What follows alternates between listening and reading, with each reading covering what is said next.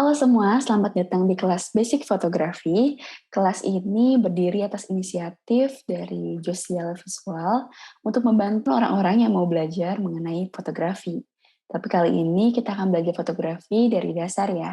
Walaupun kita nggak bisa kelas secara langsung dengan bertatap muka ataupun berinteraksi secara langsung, aku berharap teman-teman tetap bisa aktif dengan menjawab pertanyaan yang aku sampaikan dalam hati ya teman-teman, supaya materi yang disampaikan juga bisa lebih masuk dan menyerap ke teman-teman sekalian. Oke, kita akan mulai. Nah, katanya kan kalau tak kenal maka tak sayang ya. Jadi kita kenalan dulu ya. Kenalin semuanya, nama aku Graciela Natali. Kalian bisa follow Instagram aku di Graciela Natali. Aku adalah mahasiswa dengan jurusan film, sekaligus pendiri dari Josial Visual. Nah, selanjutnya aku mau sedikit ngejelasin nih mengenai Josial Visual. Visi kami sebenarnya adalah untuk mengabadikan momen-momen dalam kehidupan kita yang pastinya berharga. Karena momen-momen tersebut kalau nggak diabadikan dalam bentuk video maupun foto, mungkin aja akan lebih mudah terlupakan. Atau dengan medium foto atau video itu, kita juga bisa membagikan pengalaman tersebut dengan angkatan-angkatan di bawah kita nih, atau dibagikan kepada orang lain istilahnya. Nah, Josila Visual ini telah berdiri dari tahun 2019 nih, dan telah mengerjakan beberapa proyek seperti company gathering, graduation, event documentation, advertising, beauty shot, dan sebagainya. Kalian juga bisa kepoin Josiela Visual di Instagram @josiela.visual. Nah, kita akan mulai masuk ke materinya. Sebelumnya aku pengen tahu nih, tolong jawab di hati masing-masing ya teman-teman. Menurut kalian apa sih fotografi itu? Udah dijawab?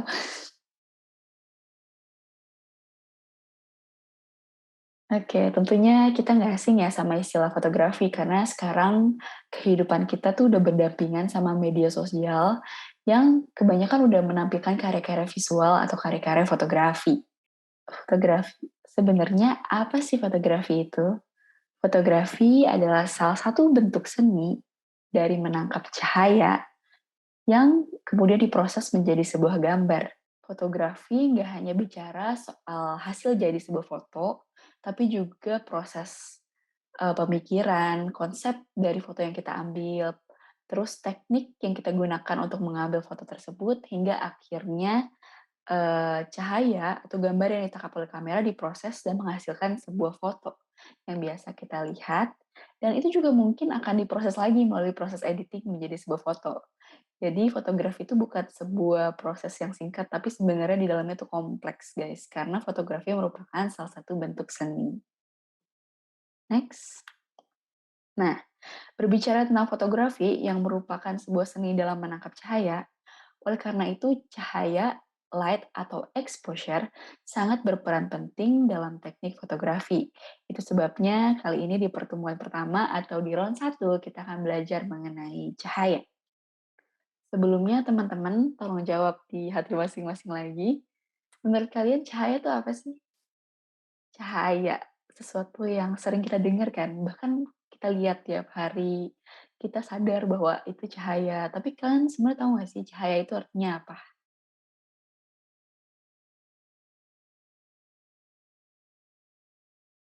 Oke, kalau berdasarkan teori-teori fisika nih, kalau kalian pernah belajar di SMA, cahaya itu termasuk salah satu gelombang elektromagnetik, yang artinya nggak perlu medium untuk bisa sampai gitu.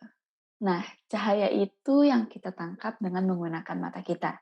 Spektrum dari cahaya sendiri itu dapat kita peroleh dari warna-warna yang kita lihat di sekitar kita. Nah, sebelum lanjut, aku ada pertanyaan menarik nih. Menurut kalian, apakah putih dan hitam itu termasuk ke dalam warna? Yes or no? Ayo dijawab, dijawab. Pas dari zaman SD atau TK, kita pasti diajarin dong tentang hitam, putih. Kita bahkan ngewarnain kan, suka ngewarnain pakai warna hitam, terus kita bingung sendiri gimana cara ngewarnain warna putih. Oke, udah dijawab semuanya? Jawabannya adalah bukan. Nah, jadi hitam dan putih itu bukan termasuk warna. Sebenarnya putih itu disebut sebagai visible light atau kombinasi dari semua warna yang kita tangkap melalui spektrum cahaya. Jadi, putih itu bukan warna ya. Nah, kalau hitam itu apa? Hitam itu kebalikan dari putih atau ketidakhadiran semua warna dari spektrum cahaya. Kalau kalian perhatiin nih, sebenarnya kalau kita ngelihat contohnya nih ya, bola berwarna merah. Sebenarnya gimana sih proses mata kita tuh bisa menangkap bahwa bola itu berwarna merah? Jadi gini teman-teman, jadi misalnya bola itu dapat cahaya dari matahari. Nah, spektrum cahaya yang sampai ke bola itu tentu aja ada yang diserap, ada juga yang dipantulkan. Saat kita melihat benda itu berwarna merah, itu artinya hanya warna merah, spektrum warna merah yang dipantulkan benda itu ke mata kita. Sedangkan warna selain merah itu diserap oleh objek yang kita lihat. Itu sebabnya kita bisa melihat warna merah. Nah, sampai sini teman-teman udah paham lah ya konsep tentang warna dan hubungannya dengan spektrum cahaya. Kalau gitu kita lanjut ya guys. Oke, kita akan belajar tentang lighting source atau sumber cahaya. Jadi ada dua sumber cahaya nih guys. Yang pertama adalah yang kita sebut sebagai natural light. Seperti namanya natural, cahaya alami. Cahaya yang nggak melibatkan proses perubahan energi untuk bisa kita lihat. Nih, contohnya matahari. Kalau matahari kan dari cahaya matahari, energi matahari itu dapat kita lihat, dapat kita rasakan secara langsung. Dan lawan dari natural light ini adalah artificial light atau cahaya tidak asli atau tidak natural. Nah, ini bisa kita temuin di mana aja? Di lampu, di lighting-lighting yang kalian bisa lihat di studio, di flash, di lampu meja mungkin. Pokoknya semua yang melibatkan proses perubahan energi. Misalnya lampu. Lampu itu kan berubah dari energi listrik menjadi energi cahaya. Nah, itu yang kita sebut sebagai artificial light. Nah, ada beberapa karakteristik cahaya yang harus kalian tahu nih. Yang pertama adalah direct light atau cahaya langsung. Maksudnya apa sih? Maksudnya adalah saat sumber cahaya itu mengenai objek secara langsung. Nggak ada hambatan. Misalnya, kita berdiri di tengah lapangan nih. Di atas kita ada matahari kan? Nah, matahari itu langsung mengenai kita. Anggap aja nggak ada awan di situ, matahari itu langsung mengenai kita ya, teman-teman. Ataupun misalnya ada lighting, ada bohlam besar yang langsung mengenai objek gitu ya, teman-teman. Nah, biasanya ciri-ciri dari daerah light ini, dia itu intensitas cahayanya cukup tinggi ya, karena nggak tersaring apa-apa, nggak terhalang oleh apa-apa. Dan biasanya kalau misalnya matahari itu bersumber dari satu arah tertentu, dia akan menghasilkan bayangan yang cukup keras. Jadi bayangannya itu benar-benar terlihat gitu. Nah, karakteristik cahaya yang kedua adalah diffuse light atau cahaya yang disaring. Misalnya saat cahaya matahari nih mau masuk ke sebuah ruangan, tapi harus tersaring oleh jendela yang ada gordennya atau yang ada kacanya. Atau misalnya cahaya matahari yang mau masuk ke dalam mobil nih. Biasanya kan kalau di kaca mobil tuh ada kayak kaca film gitu yang menyaring cahaya matahari. Jadi pas kita duduk di dalam mobil tuh nggak terlalu silo pas mau ngeliat ke arah depan. Nah itu konsep dari diffuse light. Atau mungkin kalian kalau tahu lighting suka ada kayak kain warna putih itu. Nah, itu yang biasa kita sebut sebagai diffuser. Nah, itu fungsinya memang untuk menyaring cahaya supaya cahaya yang sampai ke objek itu nggak terlalu keras. Jadi soft gitu, guys. Dan yang ketiga adalah reflected light atau cahaya yang dipantulkan. Misalnya cahaya itu memantul ke cermin, lalu baru akhirnya sampai ke objek tertentu. Hal itu tentu saja akan mengurangi intensitas cahaya dari sumber cahaya asli ya teman-teman. Atau misalnya kalian pernah tahu reflektor? Jadi kalau misalnya kita syuting nih di siang-siang hari gitu, cahaya matahari langsung ke kepala kita. Nah, itu kan berarti logikanya bagian dagu bawah kita nih mungkin akan gelap ya. Kayak gini nih misalnya. Cahaya dari sini karena kehalangan sama dagu bagian lehernya mungkin akan terlihat gelap ya. Nah, itu kadang-kadang orang bisa pakai reflektor biasa dengan kertas silver mengkilat atau dengan styrofoam putih atau bisa juga dengan kertas. Nah, itu akan memantulkan cahaya matahari dari atas sehingga akhirnya bagian leher kita akan terlihat lebih terang gitu, guys. Oke, selanjutnya. Nah, kita masuk ke incident light versus reflective light. Maksudnya apa sih? Jadi gini nih, teman-teman. Kalau misalnya ada sebuah objek, kalau di sini kalian bisa lihat ada bola ya. Terus dia mendapat cahaya dari matahari. Nah, itu disebut sebagai incident light. Nah, sayangnya kamera yang kita gunakan hanya bisa menangkap 80% dari cahaya langsung atau cahaya dari matahari. Kenapa?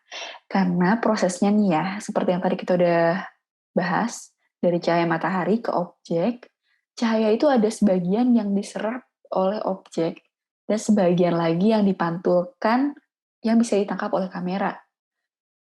Jadi tentu saja intensitas dari sumber cahaya langsungnya akan berkurang. Selain itu, sebenarnya kamera sendiri itu punya dynamic range yang tidak tinggi. Jadi dia tuh sebenarnya dibanding mata kita, dia itu sebenarnya termasuk kurang sensitif terhadap cahaya. Itu sebabnya kenapa kita sering berada di sebuah ruangan yang sebenarnya gelap, tapi kita masih bisa ngelihat nih benda-benda di sekitar kita. Cuma saat kita pakai kamera, benda-benda itu bisa aja nggak terlihat dan ruangan itu bakal tampak lebih gelap. Itu karena kamera itu punya keterbatasan teman-teman dalam menangkap cahaya. Tidak sespesial mata kita. Nah, selanjutnya kita akan belajar gimana sih cara mengukur cahaya dari kamera. Nah, jadi di kamera itu ada fitur yang namanya histogram. Kalau kalian aktifin fitur ini, di bagian bawah layar kalian tuh ada kayak grafik gini, guys. Bagian kiri grafik itu biasa kita sebut sebagai shadow atau daerah gelap. Bagian tengah midtones atau daerah netral. Dan bagian kanan adalah daerah highlight atau daerah terang. Nah, kalau kalian lihat di sebelah kiri, saat diagram itu cenderung ke arah kiri atau shadow, gambar itu akan cenderung gelap. Jadi kita bisa lihat nih dari grafik histogram kita. Kalau misalnya grafiknya cenderung ke arah kiri, itu artinya kan shadow-nya itu tingkatnya lebih banyak ya daripada highlight. Itu artinya gambar kita terlalu gelap, teman-teman. Sedangkan kalau grafiknya itu ada di tengah-tengah, gambar kita bisa dikategorikan sebagai normal ya, exposure-nya itu normal. Dan saat grafiknya condong ke sebelah kanan, itu artinya highlight-nya terlalu lebih besar daripada shadow dan gambar kita terlalu terang. Nah, selain itu juga di kamera kita ada fitur yang namanya metering. Nih kalau kalian lihat bentuknya itu seperti garis yang kalau ke kanan dia akan jadi +1, +2, +3, dan seterusnya. Kalau ke kiri dia akan minus. Nah, ini menandakan kalau tanda plus itu artinya dia overexposure. Sedangkan kalau dia angkanya minus, dia artinya under atau gelap ya.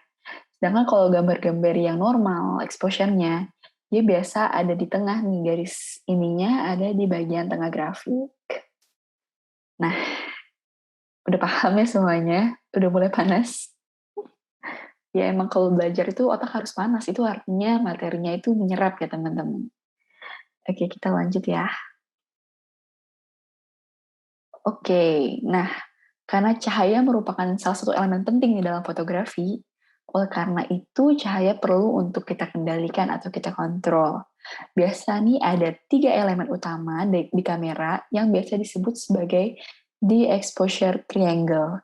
3 elemen ini adalah elemen-elemen yang menentukan nih exposure yang ditangkap oleh kamera, yang akan tentunya menentukan hasil foto yang akan kita hasilkan. Nah, yang pertama adalah aperture, atau yang biasa disingkat dengan F. Apa sih aperture itu? Seperti gambarnya nih kalau kalian lihat ya. Aperture itu menentukan seberapa besar atau kecil lubang cahaya pada kamera. Letak aperture ini di mana sih sebenarnya? Ada di lensa, teman-teman. Makanya kalau misalnya kalian punya kamera, biasanya beda lensa itu beda juga f-nya. Ada yang bisa f-nya 1,4, tapi ada juga kamera lensanya yang sebenarnya terbatas cuma sampai 5,6 aja. Nah, aperture ini seperti yang dijelaskan sebelumnya, dia merupakan besar kecilnya ukuran lubang cahaya. Ini sangat menentukan terang gelapnya suatu gambar ya. Kalau misalnya lubangnya itu bukannya besar, contohnya di f1.4, tentunya cahaya yang masuk akan semakin banyak, gambar yang dihasilkan akan semakin terang. Nah, kalau kalian lihat perhatiin di sini ya, semakin besar lubang cahayanya, angkanya justru akan semakin kecil. Nah, ini yang harus kita perhatiin teman-teman. Jangan sampai kita mikir kayak, oh kalau mau cahayanya besar, cahayanya terang, berarti lubangnya kan harus besar ya. Oh, berarti angka F-nya besar nih. Enggak ya teman-teman, jadi konsep aperture ini kebalikannya. Justru angkanya akan semakin kecil kalau lubangnya semakin besar. Jadi kalau kalian lihat di sini ada F22, artinya bukannya itu semakin kecil. Nah, bedanya apa sih selain dari jumlah cahaya ya? Kalau F yang semakin besar, lubangnya semakin kecil, gambarnya semakin gelap, apalagi sih bedanya selain itu? Nah, kalau F-nya itu terbukanya besar, misalnya di f1.4 dengan bukaan yang lebih besar, nah gambar yang kita hasilkan akan lebih bokeh. Jadi, kalau kalian lihat di sini, background dari objeknya itu akan terlihat lebih blur, atau yang biasa kita sebut sebagai bokeh ya. Jadi gambar yang kita hasilkan itu bakal lebih fokus ke objeknya. Objeknya misalnya apa nih? Orang. Berarti background di belakangnya itu akan cenderung lebih blur, lebih nggak jelas. Dan objek orangnya itu akan lebih jelas. Jadi orang lebih tahu nih, sebenarnya fokus gambar ini di mana. Nah, sedangkan dengan F yang lebih besar, atau dengan bukaan lubang cahaya yang lebih kecil, gambarnya itu akan cenderung lebih detail. Orangnya detail, background-nya detail. Jadi ini biasa gambar-gambar yang digunakan untuk kita mau nangkap detail semuanya gitu secara jelas. Nah, sebenarnya banyak dari kita yang tertarik untuk menggunakan angka F yang kecil ya, karena kan, oh bagus nih belakangnya bokeh. Tapi kalian juga harus perhatiin nih, biasa untuk FF kecil ini, objeknya tuh harus bener-bener detail. Misalnya kayak, aku mau nangkep satu orang gitu ya, satu orang gini doang, oke bisa kita pakai F kecil. Tapi kalau misalnya nih kita mau nangkep 3 orang, oke lah, berdirinya deketan gitu ya. 3 orang, pakai f1.4.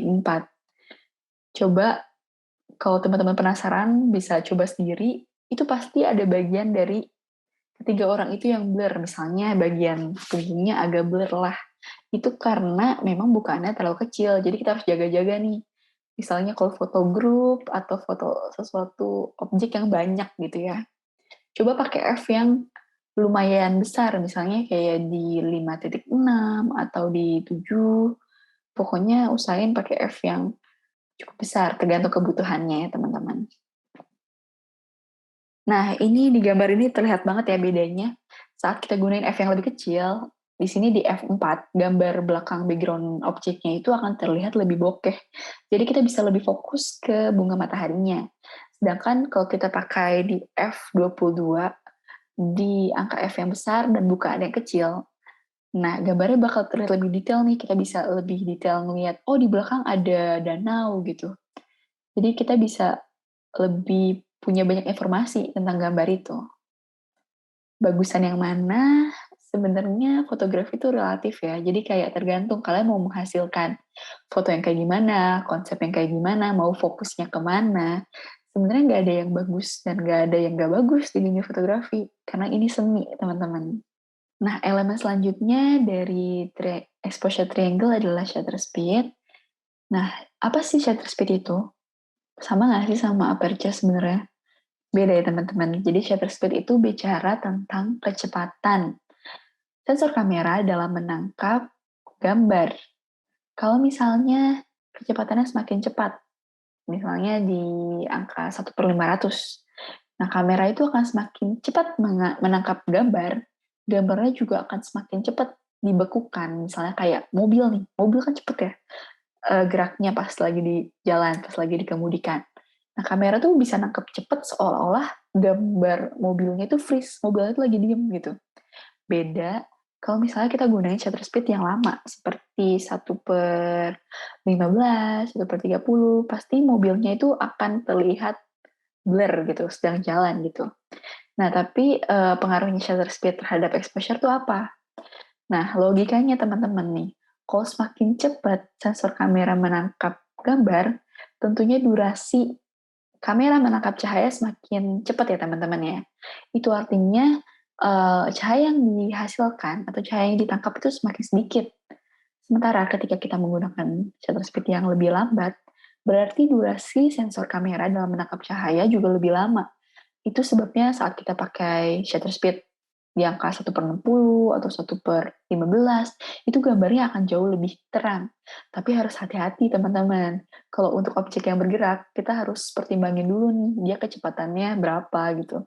Jangan sampai kita pakai shutter speed yang lebih lambat di 1/60 gitu, ternyata objeknya tuh geraknya cepet banget.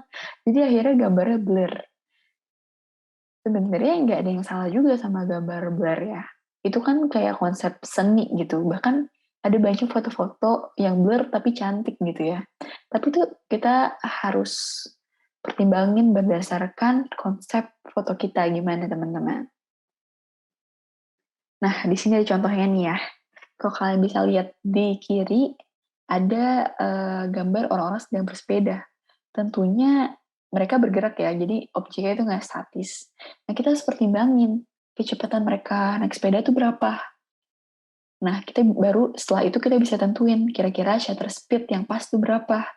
Kalau di gambar ini mungkin aku pakai shutter speed di sekitar 1/100 atau 1/150 ya untuk jaga-jaga nih kalau misalnya ada yang gue sepedanya lebih cepat gitu ya. Jadi biar gambarnya tuh freeze gitu istilahnya, nggak ada yang blur, nggak ada yang motion blur. Nah, ini beda banget konsepnya sama yang di sebelah kanan. Ini foto dengan konsep motion blur. Dia sengaja pakai shutter speed yang lebih lambat, misalnya di angka 1/2, 1/15, supaya gambarnya ini ada blurnya, ada kelihatan pergerakannya gitu teman-teman. Dan karena ini malam ya, dengan menggunakan shutter speed yang lebih lambat, tentu aja dia akan lebih banyak menangkap cahaya. Jadi gambarnya walaupun malam nih, kita bisa lihat bahwa gambarnya ini tetap terang ya teman-teman. Nah ini sebenarnya tergantung konsep kalian. Kalian mau buat gambar yang freeze atau gambar yang agak-agak blur gini. Sebenarnya semuanya bagus saja, tergantung kreativitas kalian masing-masing. Nah, poin yang ketiga adalah ISO. Nah, ISO itu sebenarnya apa sih? Terus apa pengaruhnya terhadap jumlah exposure gitu? Jadi ISO ini adalah tingkat sensitivitas sensor yang ada di bodi kamera ya dalam menangkap cahaya. Kalau ISO yang kita gunain semakin tinggi, misalnya kita pakai ISO 800 nih, otomatis sensor kamera itu akan lebih sensitif terhadap cahaya. Artinya cahaya yang ditangkap itu akan lebih banyak, makanya gambar di sini lebih terang ya teman-teman. Sebaliknya kalau kita pakai ISO yang lebih rendah, ISO 100, 200, itu tingkat sensitivitasnya akan lebih rendah, makanya gambarnya lebih gelap. Nah, tapi dalam pemakaian ISO sendiri, kita harus hati-hati ya teman-teman. Nah, karena sebenarnya semakin tinggi ISO yang kita gunain, atau semakin sensitivitas sensor kamera kita meningkat, itu potensi noise yang ditangkap oleh kamera kita semakin tinggi. Noise itu apa sih? Kalau kalian lihat dengan detail ya gambar yang sebelah kanan, itu kayak ada titik-titik warna hitam gitu di gambar kalian, itu mengganggu kan sebenarnya teman-teman. Nah, itu yang disebut sebagai noise. Makanya namanya noise, karena noise itu gangguan gitu ya. Jadi hati-hati juga nih saat kita gunain ISO. Kalau aku pribadi dengan kapasitas atau kualitas kamera yang aku miliki, biasanya aku tuh udah hold di ISO 3200 atau di 6400 lah paling mentok gitu ya. Karena kalau di kamera aku, lebih dari itu tuh noise-nya tuh banyak banget. Beda kan sama gambar yang sebelah kiri, itu tuh terlihat lebih jernih gitu ya.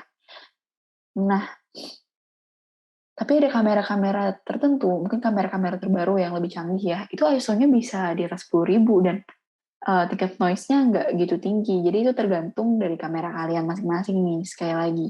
Tapi kalau aku sih prefer pakai ISO yang rendah ya. Jadi kayak kita bisa akalin dari shutter speed-nya mungkin, atau dari aperture-nya mungkin, supaya gambarnya tetap terang, tapi ISO-nya tuh nggak tinggi, jadi gambarnya tetap nggak noise gitu teman-teman. Nah, ini yang tadi aku jelasin. Kalau misalnya gambar itu kelebihan cahaya, atau kita lihat di histogram dia cenderung ke arah kanan atau ke arah highlight, dia akan kita sebut sebagai overexposure. Gambarnya semakin terang, jadi ada detail-detail yang kadang-kadang karena terang tuh nggak tertangkap. Kayak misalnya nih ya, gambar langitnya nih ya, kelihatannya kan kayak putih semua gitu. Kita nggak bisa lihat detail warnanya, detail di langit itu ada apa aja, misalnya ada awan, dan sebagainya. Kalau di tengah adalah contoh dari correct exposure. Kalau di histogram kita bisa lihat dia tuh lebih grafiknya ke arah tengah ya teman-teman. Di sini tuh kita bisa lihat gambarnya secara detail gitu. Ada warna langitnya, di langit ada awannya, ada tekstur di tanahnya lebih jelas ya teman-teman. Dan kalau di sebelah kiri ada yang kita sebut sebagai underexposure atau sebenarnya kekurangan cahaya. Gambar histogramnya itu grafiknya cenderung ke arah kiri. Kalau dilihat gambarnya jadi lebih gelap ya teman-teman ya. Oke, selanjutnya kita akan bahas tentang lensa nih teman-teman. Kalau ngomongin soal lensa, itu erat kaitannya dengan focal length. Focal length itu sebenarnya apa sih? Focal length itu sebenarnya adalah jarak antara lensa dengan sensor kamera.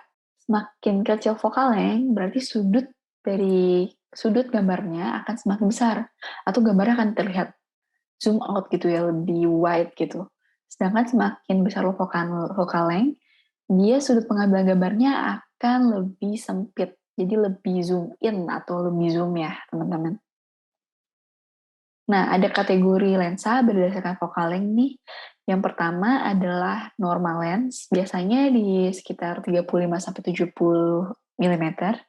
Lalu ada long lens, atau yang biasa kita sebut sebagai tele. Dia biasa di atas 70 mm focal length-nya. Dan selanjutnya ada short lens, atau kita sebut sebagai lensa wide.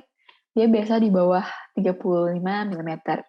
Tentunya perbedaan lensa ini bukan dari segi, oh gambarnya jadi lebih dekat atau gambarnya jadi lebih wide gitu.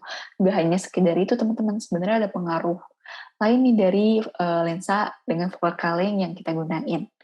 Kita akan bahas satu persatu ya, mulai dari normal lens. Nah, normal lens ini sebenarnya lensa yang hampir mirip dengan apa yang kita tangkap dengan menggunakan mata kita. Jadi gambar itu terlihat normal ya teman-teman. Nah, selanjutnya adalah long and wide lens. Nah, ada yang unik nih sebenarnya sama dua lensa ini. Yang pertama kita belajar dari long lens dulu ya. Misalnya di sini dia pakai focal length di 300 mm.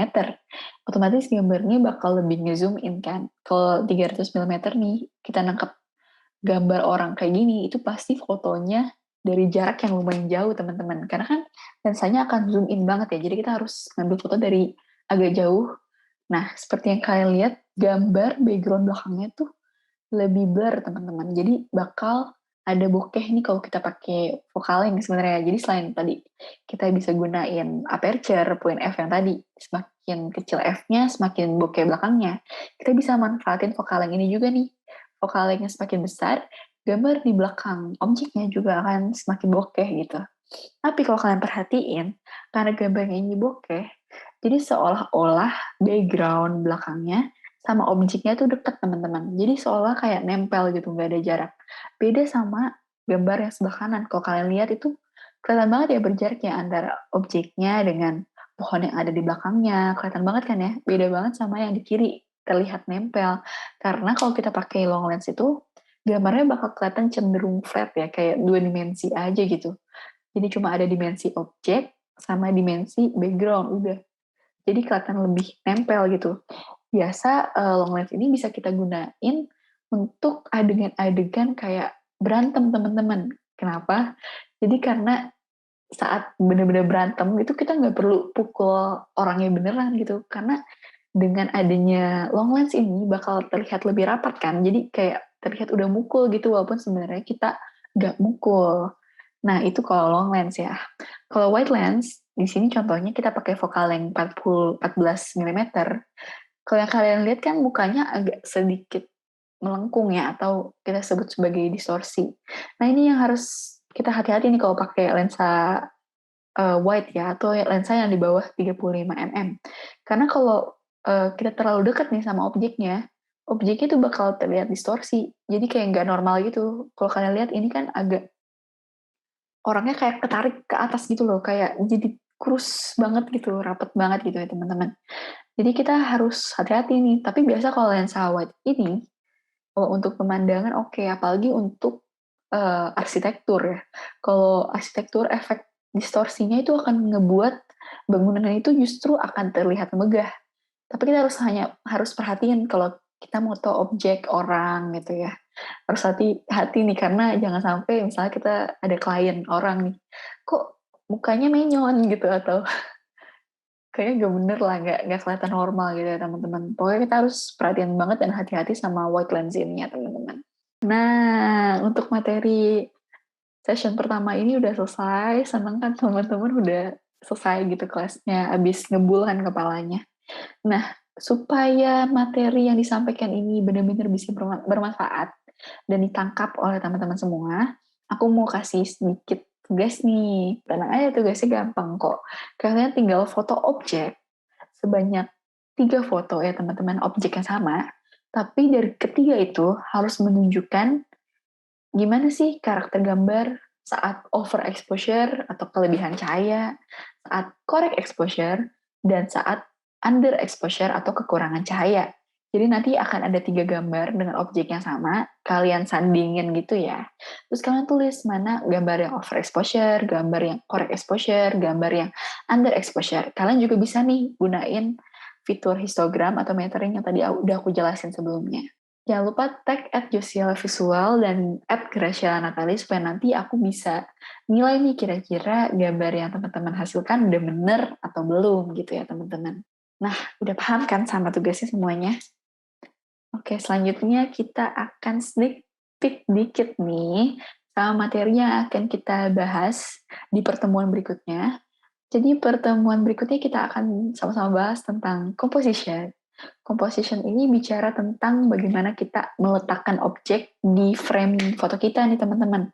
Kalau kalian biasa dengar istilah rule of third, balance composition, terus ada golden rule. Nah, ini saat yang tepat untuk belajar composition di pertemuan berikutnya ya teman-teman.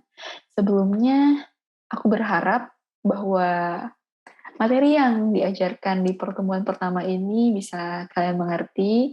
Maaf kalau misalnya ada kalimat yang nggak jelimet, karena aku baru pertama kali sebenarnya ngajar di secara virtual kayak gini, teman-teman. Nah, untuk kalau kalian ada yang bingung, ada punya pertanyaan gitu, kalian bisa langsung DM aja ke Instagram @josialavisual atau ke Instagram pribadi aku @graciela_natali. Nanti pasti bakal aku balas teman-teman semua. Nah, untuk round 2 ini atau pertemuan kedua, nanti akan diumumkan tanggalnya atau tanggal videonya akan di-upload di Instagram Josiela Visual. Itu sebabnya kalian harus follow nih Instagram Josiela Visual biar nggak ketinggalan informasinya. Nah, jadi gitu aja sih sebenarnya dari kelas kali ini. Semoga materi yang disampaikan bisa dimengerti dan bermanfaat ya teman-teman semua. Oke, kalau gitu kita akhiri pertemuan kali ini. Terima kasih semuanya sudah bergabung di kelas ini, dan sampai jumpa di pertemuan berikutnya. Bye-bye. Terima kasih semuanya.